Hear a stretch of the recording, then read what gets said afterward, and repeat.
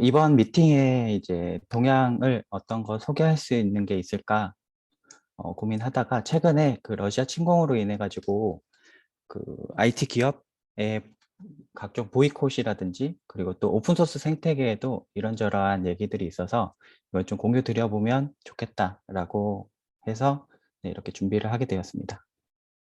네, 다들 아시는 것처럼 현재 러시아가 우크라이나를 침공하고 있죠. 그래서 반면에 이제 많은 전 세계 국가로부터 음, 질타를 받고 있는데 이와 관련돼서 그 러시아에 대해서 IT 기업들이 이렇게 보이콧에 합류를 하나 둘 했습니다. 그래서 아마존도 했고 마이크로소프트, 오라클, 구글 네, 이런 식으로 자사의 그 IT 제품들을 더 이상 판매하지 않겠다 또는 광고를 하지 않겠다라는 식으로 이제 보이콧에 합류하게 되었고 지금 그로 인해 가지고 러시아의 대응이 좀 특이한데요. 러시아는 네, IT 기업이 떠나자 이제 불법 복제 소프트웨어를 합법화하는 그 법안을 네, 할 예정이라고 이렇게 기사화가 되었더라고요. 그래서 이걸 보면서 어, 이렇게 해도 되는 건가 싶기도 하고 근데 한편으로는 이 내용에 대해서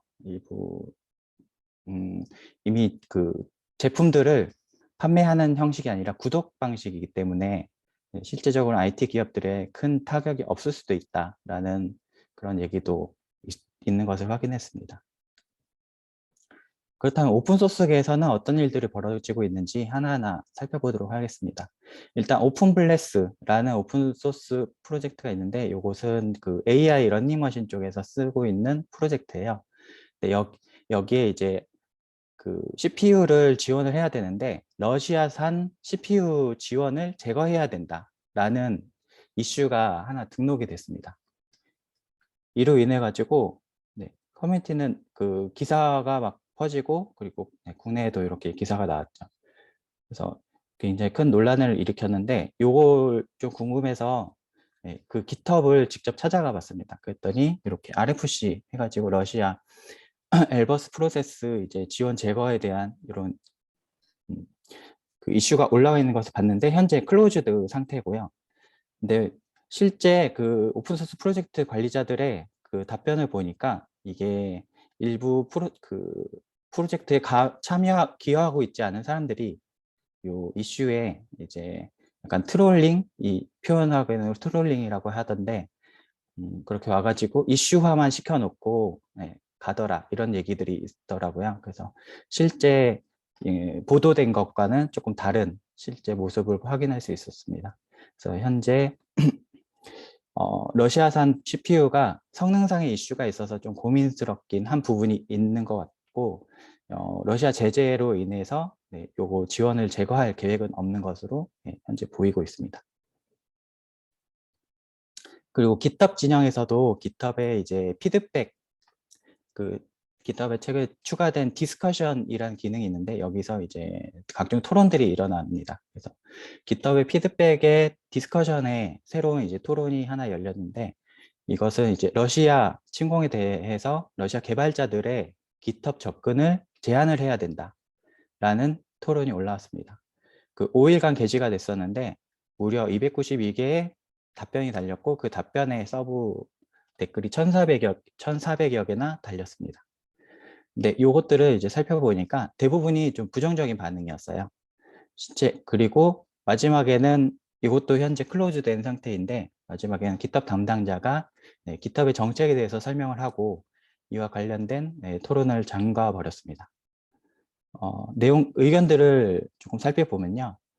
일단 한 나라에서 모든 사람들 소통을 차단하는 것이 올바른가 라는 얘기도 있었고 그리고 GitHub과 같은 서비스가 무기로 사용할 수 있는지는 잘 모르겠다.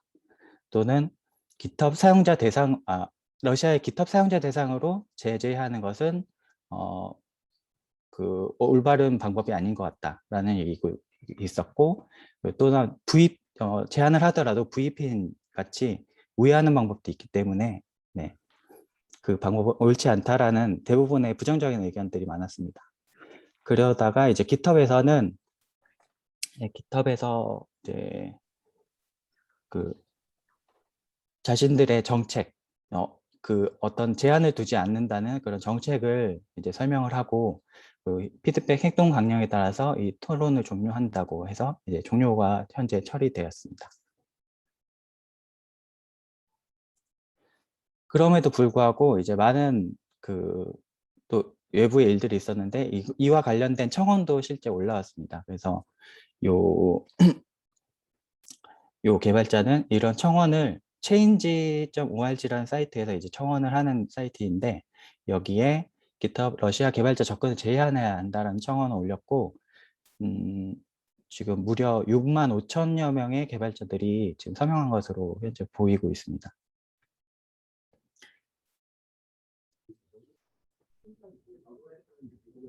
요거 네. 요거와 관련돼서 뒤쪽을 먼저 설명드리겠습니다.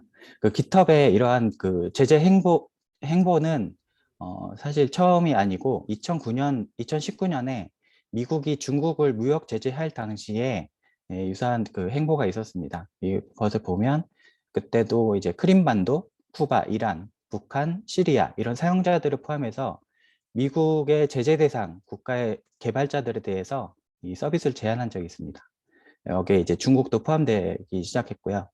그래서 GitHub은 이제 미국의 어떤 법률에 따라 가지고 이런 그 통제법을 준수하는지 확인할 책임이 있다라고 하면서 이제 제재를 하고 있었습니다.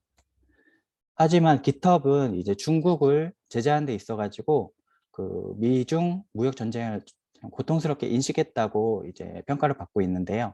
그와 관련돼서 GitHub에서 매년 발표하는 옥토버 스테이트 보고서에 아래와 같이 지적을 하고 있습니다.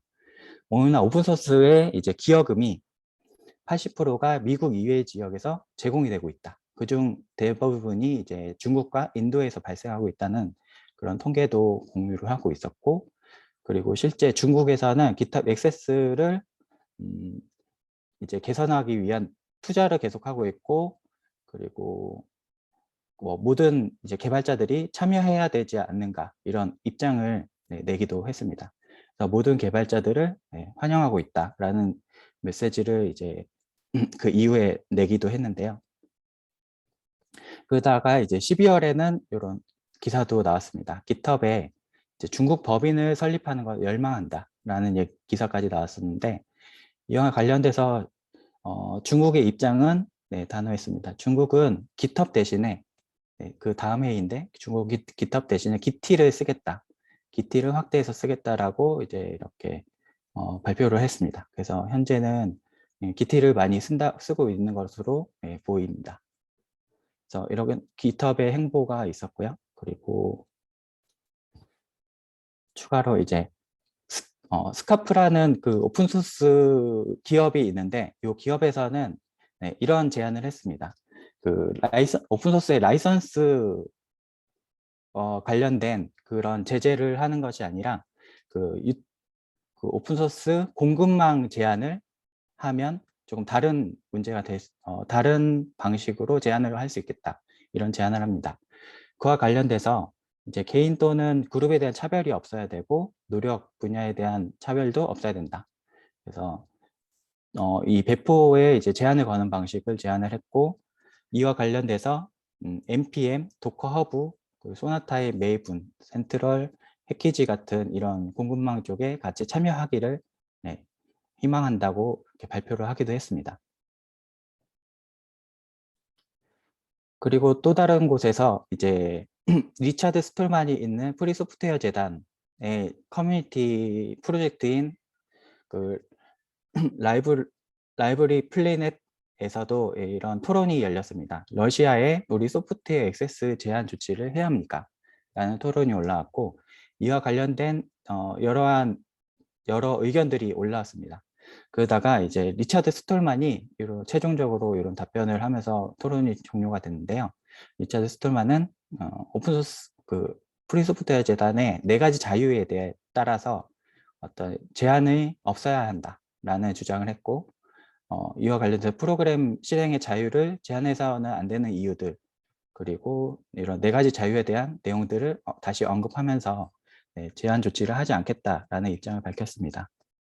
4가지 자유는 그게 이제 프로그램은 어떤 목적을 위해서도 실행할 수 있어야 하고, 그리고 프로그램 작동 원리를 연구하고 자신의 필요에 맞게 변경시킬 수 있는 자유가 있고, 그리고 이웃을 돕기 위해 프로그램 복제하고 배포할 수 있는 자유가 있어야 하며, 그리고 프로그램을 향상시키고 이를 공동체 전체 이익을 위해서 다시 환원할 수 있어야 한다라는 요 네 가지 자유를 꼽아서 이제 의견을 냈습니다.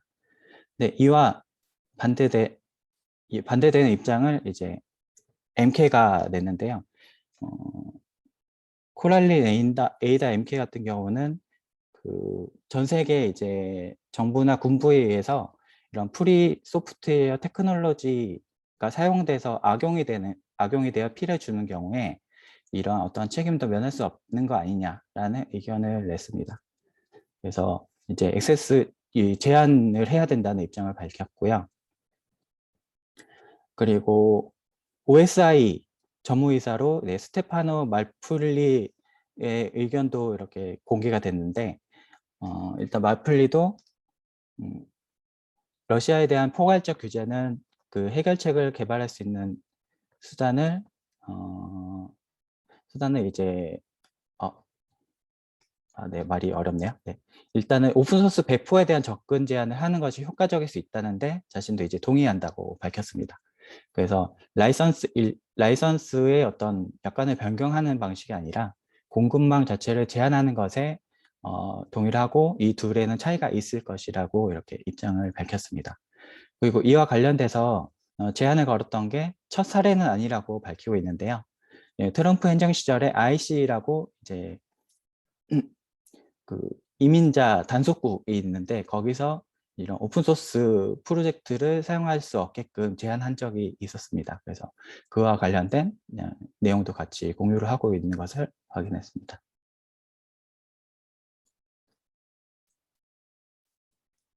그 외에 이제 오픈소스 생태계에 선한 영향력들이 있는데 이것은 서현님이 제보를 해주셨어요. 그래서 찾아보니까 이런 오픈소스 프로젝트들이 점차 확대되고 있더라고요.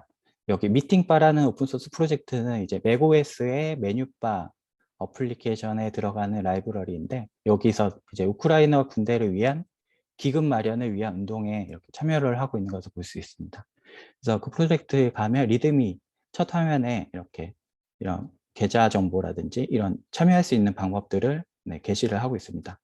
이와 비슷하게 시리얼라이저 같은 이런 추가적인 오픈소스 프로젝트들도 계속 참여를 하고 있는 것으로 보입니다. 그리고 조금 더 살펴보면 작년에는 그 조지 플로이드 사건으로 인해 가지고 그 블랙 라이브스 매러 운동이 한창 퍼졌었죠. 그때도 이제 많은 IT 기업뿐만 아니라 오픈소스 프로젝트들이 이렇게 많이 합류를 했습니다. 그 오픈소스 프로젝트에 대한 정의를 보면 그 5조에 개인이나 단체에 대한 차별 금지, 그리고 오픈소스는 그 누구도 차별하지 않고 오픈소스를 이용할 수 있어야 한다. 이게 그 오픈소스의 핵심 정신이라고 그들은 강조하면서 이런 운동에 참여를 하고 있는데요. 이와 관련돼서 이제 마지막 장인데, 이렇게 앞서 보시는 것처럼 오픈소스는 왜 이렇게 사회 문제에 관심이 많을까라는 좀 질문을 드리고 싶습니다. 저는 제가 생각하기에는 오픈소스가 이렇게 영향을 발휘할 수 있고 하는 것들이 이제 곧 오픈소스가 곧 세상을 변화시키고 있기 때문이 아닐까라고 하면서 이번 동향을 발표를 마치도록 하겠습니다.